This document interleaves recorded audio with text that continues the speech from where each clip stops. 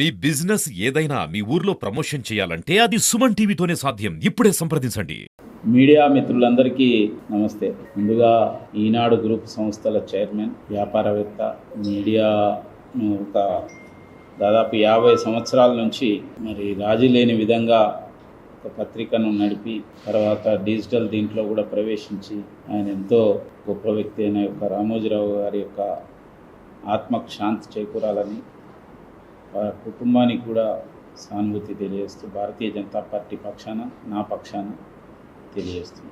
అదేవిధంగా ఈ యొక్క పట్టభద్రుల ఎన్నికల్లో వరంగల్, ఖమ్మం, నల్గొండ పట్టభద్రుల ఎన్నికల్లో విజయం సాధించిన కాంగ్రెస్ అభ్యర్థికి నేను శుభాకాంక్షలు తెలియజేస్తున్నాను.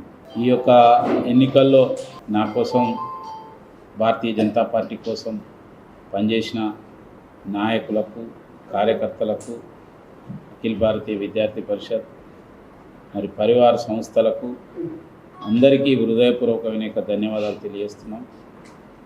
ముఖ్యంగా పట్టభద్రులకు, విద్యావంతులకు, మేధావులకు, ఉద్యోగులకు, ప్రైవేటు ఉద్యోగులకు, ఉపాధ్యాయులకు, నిరుద్యోగులకు, ఈ యొక్క 317 జీవో బాధితులు, 46 జీవో బాధితులు అందరికీ కూడా నేను హృదయపూర్వకమైన ధన్యవాదాలు తెలియజేస్తున్నాను.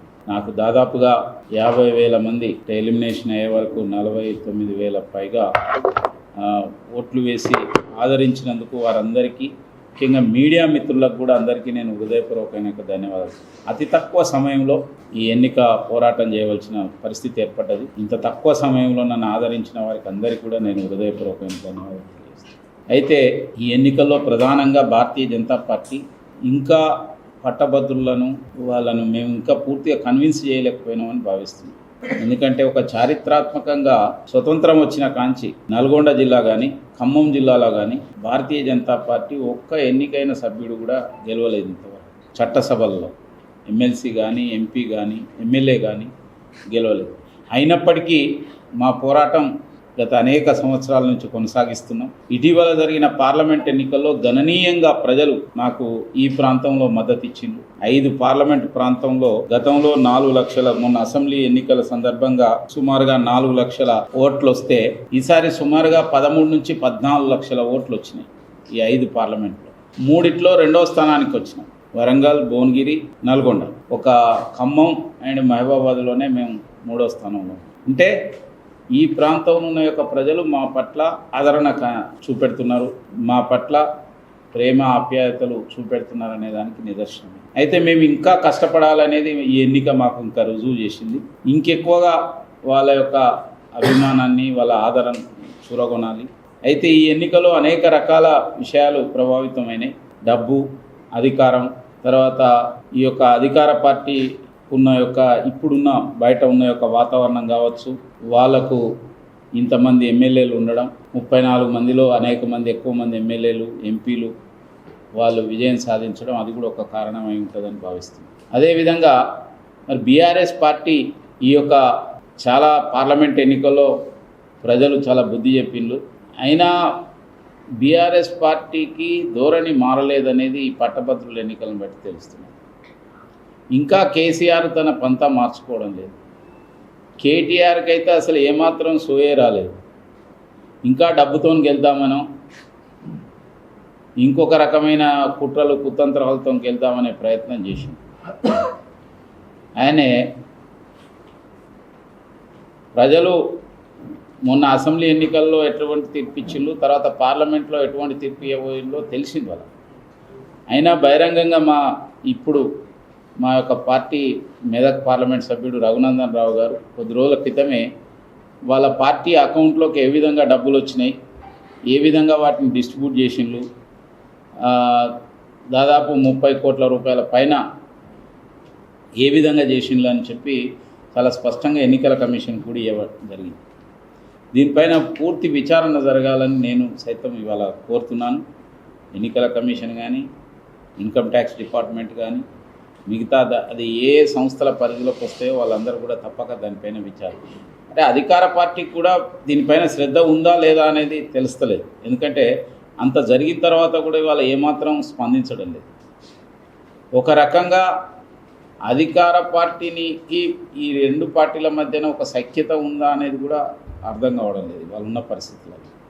ఎందుకంటే బీజేపీ ప్రత్యామ్నాయ శక్తిగా ఎదుగుతుంది కాబట్టి బీజేపీని ఎదగకుండా చేయాలి, పార్లమెంట్లో ఎక్కువ సీట్లు రాబోతున్నాయి కాబట్టి ఈ ప్రాంతంలో దీన్ని రాకుండా చేయాలనే ఒక కుట్ర కూడా చేసినట్టుగా చాలా స్పష్టంగా కనిపిస్తున్నది.